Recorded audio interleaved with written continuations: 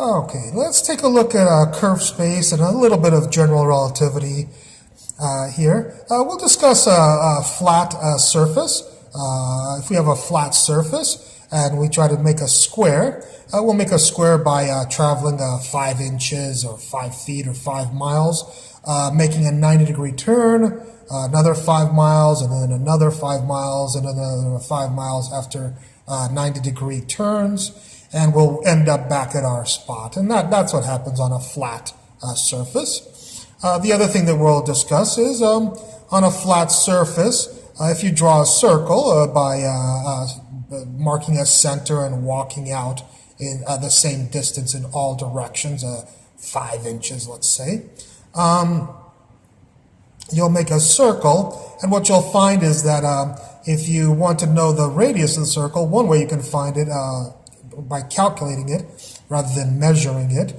You can measure the circumference of the circle and divide by 2 pi, and Euclid said that the circumference of a circle divided by 2 pi thousands of years ago is equal to your radius on a flat surface. Okay? The next thing we're going to do on a flat surface is draw a triangle by walking, let's say, 5 miles, making a right-hand turn, walking 5 miles, and then walking back to the original point. And what we promise you is that you'll know you're on flat land when if you measure these two angles, A and B, you'll find out that they both add up to be 90 degrees. Okay? If you made a right turn right here, a 90-degree turn, we promise you that A plus B. So these things will all occur on a flat surface, okay? A non-curved space. Let's take a look at a curved space like a sphere. If you try to make a square using the same rules on a sphere, it doesn't work so well. You could start off right here and travel 5 miles, go to the equator, make a 90-degree turn, travel along the equator, and then make a 90-degree turn and head towards the North Pole and travel 5 miles down to the equator, 5 miles across the equator, and 5 miles up towards the North Pole, and then you'll make a 90-degree turn, and what will find is that you have to go through a great circle, of course, from geometry. You don't get to just go along a latitude. You have to make a great circle like an airplane does if you want to make a 90-degree turn, and the square won't close on a curved surface like a sphere. So you cannot make a square on a sphere with the same rules that you did on a flat land. Okay? Let's take a look at a circle on a sphere. If you start at the North Pole and you walk down, let's say 5 miles, and you walk down 5 and then go back to the North Pole, walk down 5 miles, walk down 5 miles, and so on, always starting at the North Pole, you can draw a little circle to show all the dots that you visited as you went 5 miles from the North Pole. You'll draw a circle right there, you know. And you measured the radius to be 5 miles. But when you measure the circumference, Euclid's rule doesn't work for you very much. As you can see here, Euclid would, of course, measure the radius here from the inside of the sphere out, and so the circumference is going to be much smaller than a normal circle would be here. So the radius also of the circle, as opposed to your measured radius, you can see right here, the measured is a lot longer than the radius of the circle right here from the inside of the sphere. So what you'll find is that your radius measured is greater than the radius of the circle. So for all you flat Earth people, go do this experiment and you can either prove or disprove that we live on a round planet. Okay? A spherical planet, that is.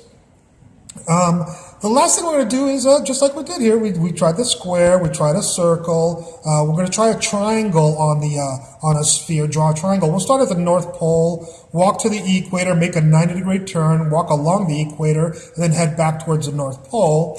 And we can see that if we do what we did here, we had one 90-degree angle. We'll make it this is the 90-degree angle. But this one already is 90, and that one is not 0. So we promise you that we'll make this with the 90 that corresponds to that one. And these will be the two AB right here, just like we had the ABs right here. I apologize that. I marked it right there, A and B. We'll notice that A plus B has to be bigger than 90 degrees, of course. That makes logical sense from our picture.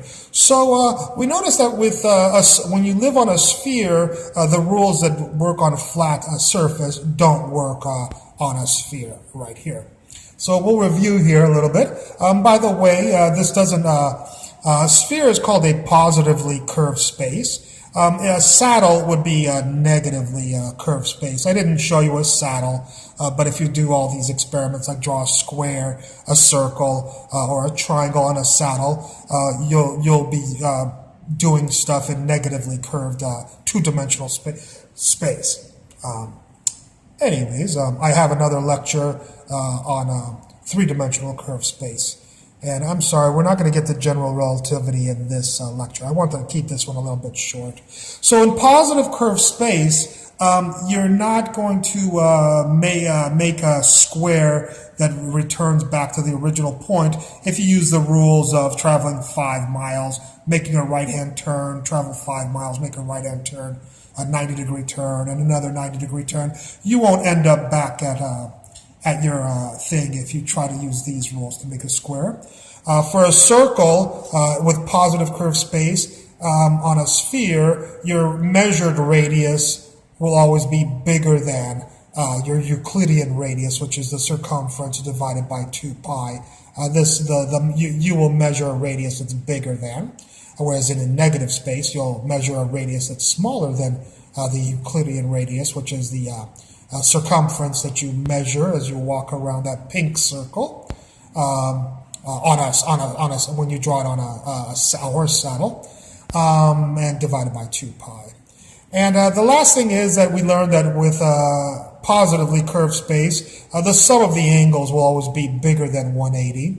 But on a saddle, if you try to draw a triangle using any triangle on a saddle, you'll find that the sum of the angles will always be less than 180. Well, I hope you enjoyed this lecture, and I look forward to any comments at the bottom. Thank you very much.